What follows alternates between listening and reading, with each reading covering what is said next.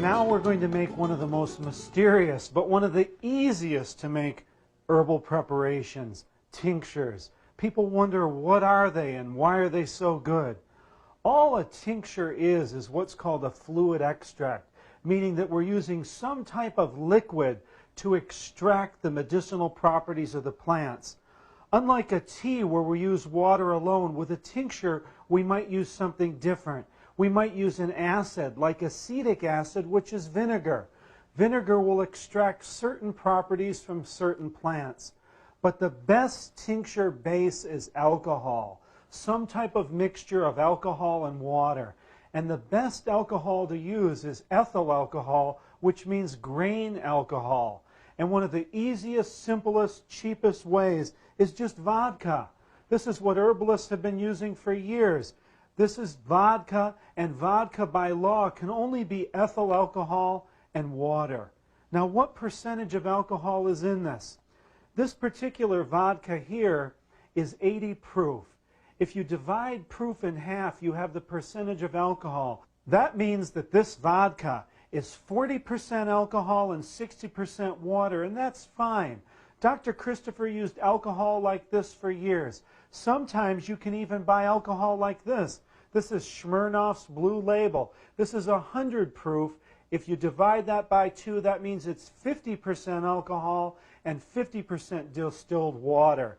These two vodkas, and this one is very cheap, will make most any tincture you want.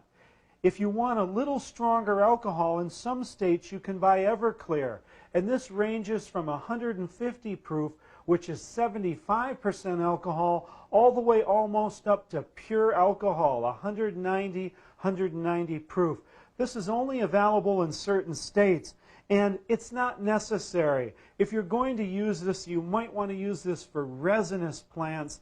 They extract better using higher alcohol contents. But any of these alcohols are fine. Let's make something to start with vinegar. Again, most tinctures we make with alcohol, but vinegar works better for some. Like lobelia, for instance, is better in a mix of vinegar and alcohol. It's one of the exceptions. But we can start with a tonic that I think is great. You know, Dr. Christopher had a plague tonic that he suggested people make for when times of need come, where we have infections and viral attacks and cancers that sweep the country. You know, at the turn of the century, millions died just from fevers alone, and we've seen hundreds and thousands of people die quickly from various viruses and infections and diseases. But his plague tonic is a little bit difficult to make, and we do include the recipe in the manual. But I'm also going to make a quick super tonic. This is what I call a super tonic, and I like to make it because we use fresh vegetables that stimulate the body and heal. It's so easy. We use some nice chili peppers. Remember, cayenne moves the blood all around the body. It stimulates the circulation. You can't do without it. Just take the top off, drop the whole peppers right in the blender. Don't be fussy about this. You can make it easy. Also, we want to add to the cayenne, we also want to add some ginger. Remember, Dr. Christopher said that cayenne goes to the heart first and moves the blood out. Ginger goes to the extremities first and brings it back. But you can't get two better circulatory herbs than cayenne and ginger. You know, in some of the ski resorts, they sell a powder called Warm Feet to sprinkle in your socks or in your mittens that heats you up. All that is cayenne, ginger, and mustard. You saw that with the cold sheet treatment. So we just throw some ginger and our cayenne in there, the two greatest herbs to stimulate your circulation. Now, how about for infection? Hey, you can't get better than garlic. Remember, don't get too fussy with this. I'm just going to crush up this garlic. We're probably going to strain this later anyway, so throw it all in. Just throw it in. Hey, you get a little garlic paper in there, who cares? And let's also get some onion in there. Remember, onion is called Allium cepa botanically, and garlic is Allium sativum. They're very close to each other, and garlic and onions contain tremendous oils that are antibacterial, antiviral, and antifungal. You know, They've done tests where they've taken garlic and onions and just used the odor to destroy just about every kind of bacteria known. And so we have our onions and our garlic in there. Last but not least, let's get some horseradish in here. We got it around. Horseradish is a bit hard, so I'm going to cut this up a little bit more. We'll slice it up. But remember, you don't have to get too fussy making this. I rarely break blenders, and even the cheap ones work very good. So we're going to toss a little horseradish root in here, and here we got it. We take our vinegar. If you want a tonic that is the cure-all, believe me, anytime you're feeling low, anytime you're feeling like you need a pickup or some energy, I suggest you take an ounce of this tonic, gargle with it, swallow with it. It'll make some changes. Toss this all in the blender. Just start blending it up. Add a little more vinegar. You know, many people say, how much herb do I put in? How much liquid? Let's not get too technical. I want you to make this, not earn some Nobel Prize in science, okay? Just make it. Get it in the blender. The basic rule, look at that. It's blending up just fine.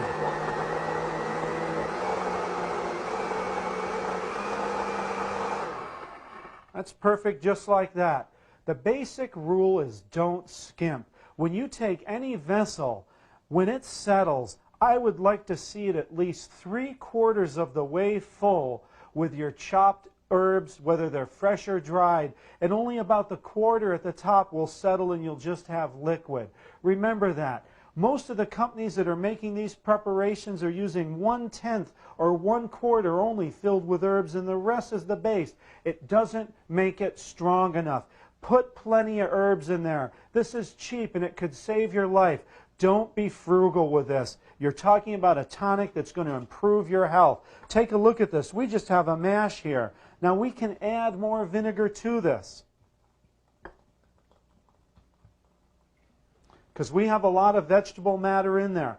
How much cayenne, ginger, garlic?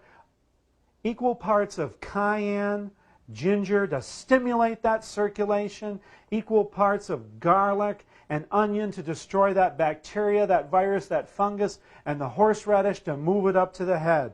Put it in your blender. Make sure it blends well, and then put it in a jar. The basic rule is put it somewhere where you're going to see it, out of the light, but where you're going to see it. Just put it in a nice jar. These are some wonderful gallon jars we have here. Wow, you ought to smell this.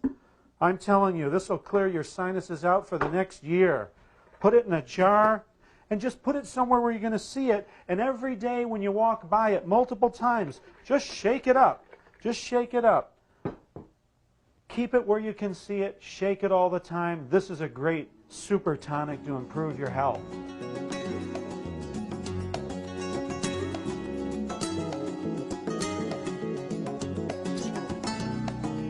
Okay, let's take a look at our super tonic here.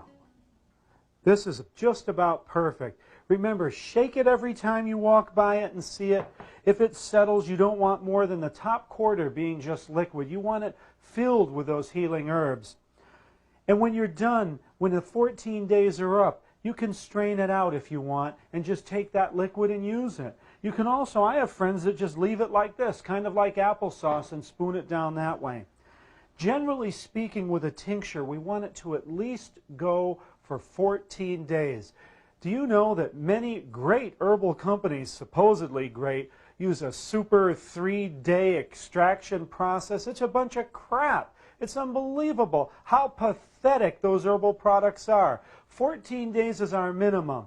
If you start your tincture, start it on the new moon. That's the moon where you hardly see a moon. And you end it on the full moon. You know that most farmers, since time began, have used the phases of the moon to plant and harvest crops. We know that the tides are affected by the moon, and so are herbal tinctures. Start your tinctures on the new moon and let them go about 14 days and squeeze them off on the full moon. But you know, many of my tinctures I let go for 3 or 4 months. So don't be in any hurry to squeeze them out. The longer you let them brew, the stronger and the more effective they're going to be. Let's take a look at our ointment here. It's had a chance to harden.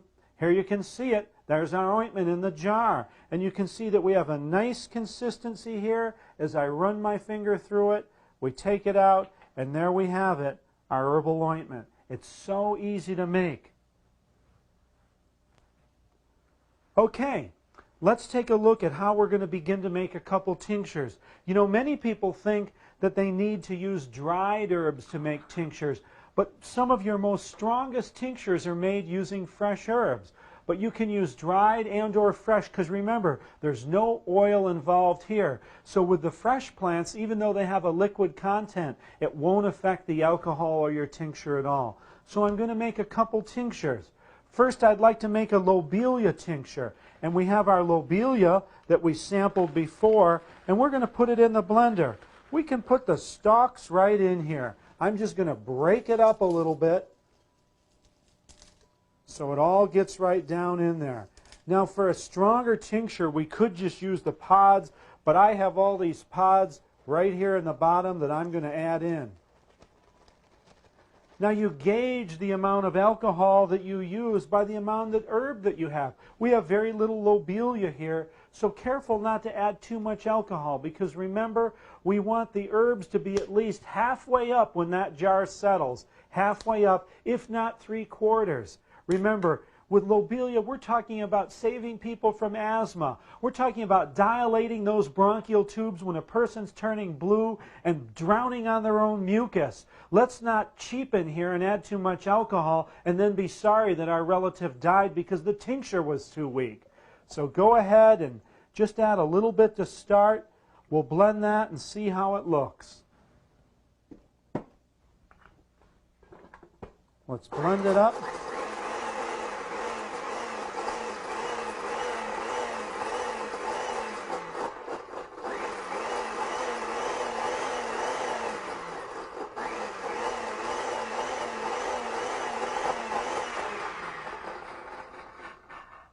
Wonderful. Now what do you do with your tincture now that you've blended it? Well, you can put it into canning jars. You know, canning jars are wonderful ways to store your tinctures. Here's a quart canning jar. Here's a pint canning jar. You can use old jars that you've had maybe peanut butter in or who knows what in your kitchen. You know, Dr. Christopher used any kind of jar to make a tincture. You don't need laboratory equipment here and any sophisticated machinery to make a tincture. Here it is. Here's our lobelia already blended up with the alcohol. Basically now take it and pour it in a jar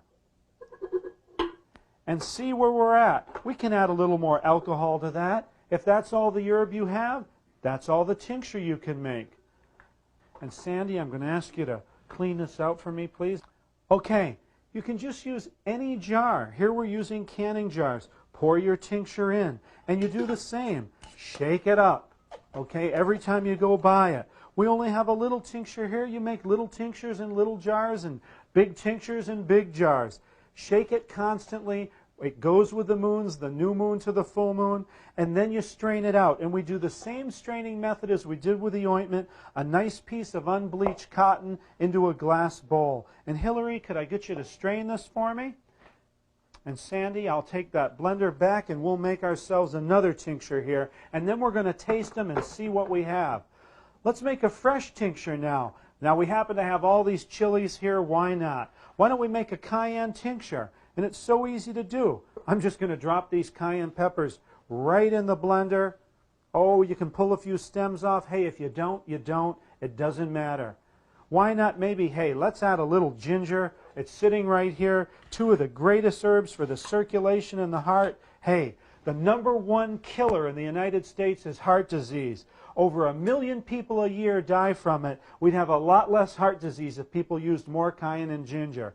What are we going to do now? Let's just put our alcohol in there. Now we're making a fresh herb tincture, unlike the lobelia that we made a dried herb tincture. And we're going to add a little bit of alcohol. We'll blend this up. Hey, look what just happens to be here. Some of our 250,000 heat unit habanero. No one's going to drop dead on you if you throw a little bit of this in. You can put dried herbs, fresh herbs together. It doesn't matter.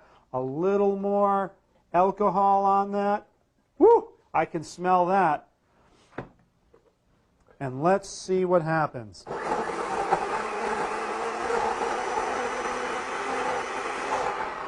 Add a little more alcohol to that. We're making a fresh and dried herb tincture of cayenne.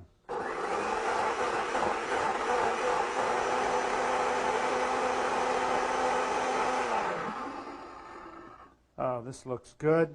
Let's add a little more alcohol while it's running.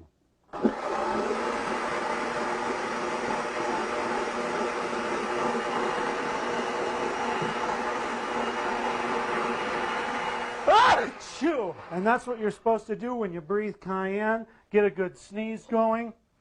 Blend it up. It's that easy. It's that fast. Take your top off. Pour it into your jar. Remember, it's going to stay here for 14 days. And we're going to shake it every time we see it. And I can tell by the amount of chilies I put in there that I can add a little more alcohol because we're going to taste it right away. Okay, let me shake this up a little bit. Shaking can be a fun part of making this. And we'll just let that settle for a minute. When the full moon comes and it's time to strain these off, you strain them off just like Hillary did. Hillary, you want to bring us back our strained tincture? Wonderful. This is our lobelia tincture right here. We don't have a lot, so we'll use one of our little jars. Now you can also bottle this in some fancy jars if you have them with little droppers. You might have some of these from the herbal tinctures that you bought in the store. You know what I think about them? Dump them down the drain, put them in the toilet. The best value you got out of buying that was the bottle that it came in. Wash out and save that bottle and use it to bottle the things that you're making yourself. Now, Sandy, Hillary, come on in. Let's try these. We certainly can't expect these to be as good as the tinctures that you can buy in the store because they've only been going for a minute. But let's see what we got here. Let's try this lobelia first. We'll try about 10 drops. Hillary looked a little reluctant. I think she knows this is going to be pretty good. Again, you know, in the stores they're using these laboratory equipments and special 3-day extraction processes. They're super herbs. I mean, how could we possibly compare to that? What do you think? Instantly felt the scratchiness in the back of my throat. Yeah. Yeah. I felt it. It felt like hairs in my throat. Yeah. Coughing right away. Yeah, coughing. And you know, that's what lobelia is supposed to do. It does two things. It makes you cough, and it also dilates your bronchioles. So if you have any mucus or catarrh in your lungs, it'll help you expectorate it. You know, I remember with Dr. Christopher, he made a cough syrup, and everybody brought it back. And I said to these people, why are you returning it? And they said, because it makes us cough. And he said, that's what it's supposed to do. That's what an herbal expectorant is. Why would we want to suppress and keep the mucus in the lungs? Let's get it out of there. Okay, let's try our other tincture here. This is our 1-minute cayenne tincture. It's been sitting here for, maybe it's 2 minutes. We didn't use any special extraction process. I'm just going to give you 3 drops there, and we'll give Sandy 3 drops. Okay, again, I don't know how we can compare with what you can buy in the store. You know, they have the big equipment, the big names, those herbalists on staff in the back room. They're using the big equipment. They're using the special herbs and these NASA-designed extraction processes. Wow, some red faces here. On fire. On fire. It's the hottest of the whole day. Great, great. Okay, this is 1 minute. We haven't started it with the right moon, ended it on the full moon, squeezed it off, shaken it properly. We threw it in the blender. We didn't even squeeze it out. We put it in our mouth, and it's better than anything you can buy in the store. Make your own tinctures.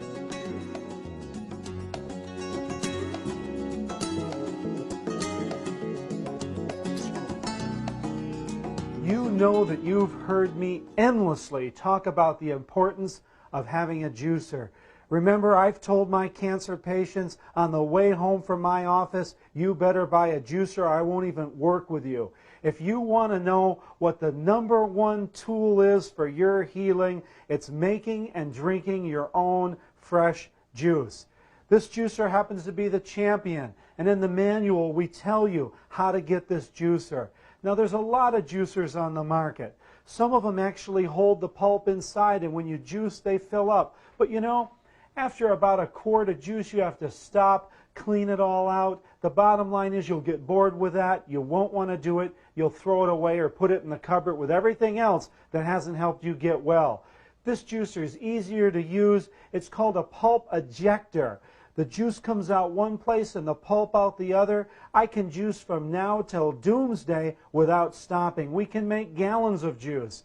You know that in England, when I teach, we put 30, 40 students on a juice fast, and we run this juicer all day long. And look at it. It's a big motor. It's so heavy we could hardly get it up here. This is a quality machine. You'll have it. Your kids will have it. Your grandkids will have it. So let's make a little juice and see how it works. It's so easy. You just turn it on.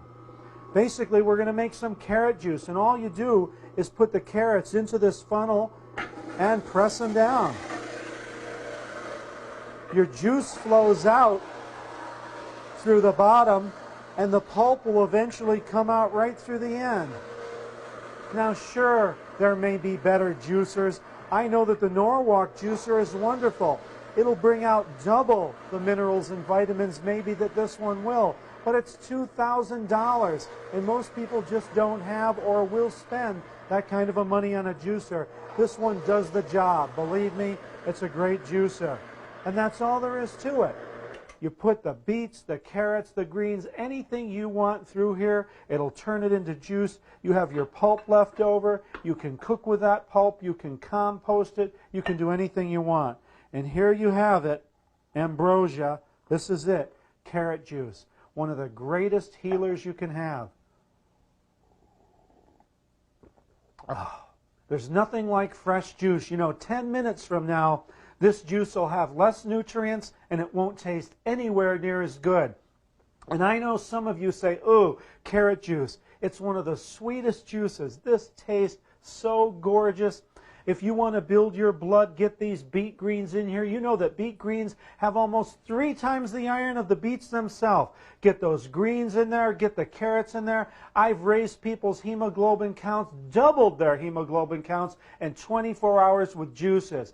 This is our natural healing blood transfusion. Get a juicer, get it running, and you'll get healthy. Now what else? I had to have more. See how simple it is to make high-quality juice in your home? You need to be drinking juices every day, 4 or 5 glasses. And on the Incurables program, we want you drinking an 8-ounce glass of juice every hour. Get that juicer going. Now, you can also do other things with this juicer. There's a blank plate that goes on right here underneath. We've put that on, and now everything comes out the end. You can make your own fresh nut butters this way. You can put in raw almonds, raw sunflower seeds, and make yourself wonderful, fresh, non-rancid nut butters. But you can also make some fun things. I'm going to make one fun thing for you because, you know, I've done the Incurables program. I've fasted for 30 and 60 days. I know what it's like, and sometimes you need a little treat. I'm going to show you how to make one of the greatest treat, and all it is fruit, and you can do this on the raw food program. You can even do this between juice fasts. In the freezer, I've already prepared some frozen fruit. We have some nice pineapple here, we have some apples, and we have some frozen bananas.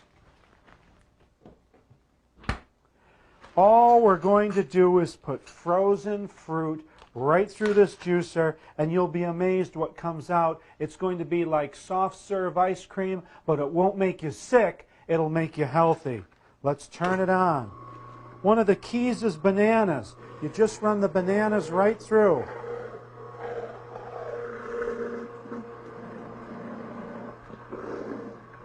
And I need a towel over there, Hillary. Oh, got one right here. And between each banana that you put through, add some other fresh fruit. Look at this. We have some pears. We'll put a few pears through here and some apples. And you'll see those coming out. We have the bananas. And we have some apples.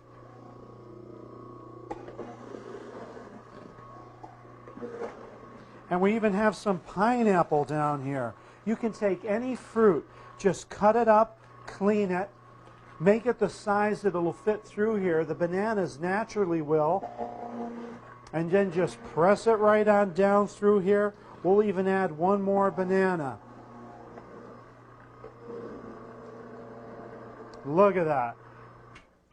And here you have it, a fresh dessert, no dairy products to make you sick, no pesticides, insecticides, and none of the trouble of the hormones that you'd have in dairy.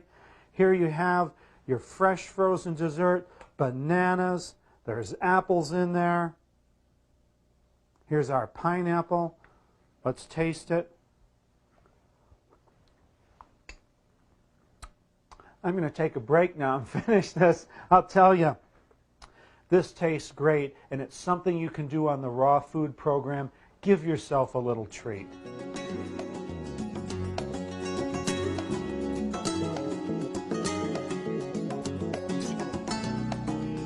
Well, there you have it. I've exposed the mystery and the secrecy of making herbal preparations. I've made many enemies in my profession by doing this, but who cares? I'm not here to win a popularity contest. I'm here to give you the tools that you need to get well, maybe even save your life. So look, please make a few of these preparations yourself. It's easy, it's simple, and you know, even if you make mistakes, they'll still be better than most anything you can buy in the store.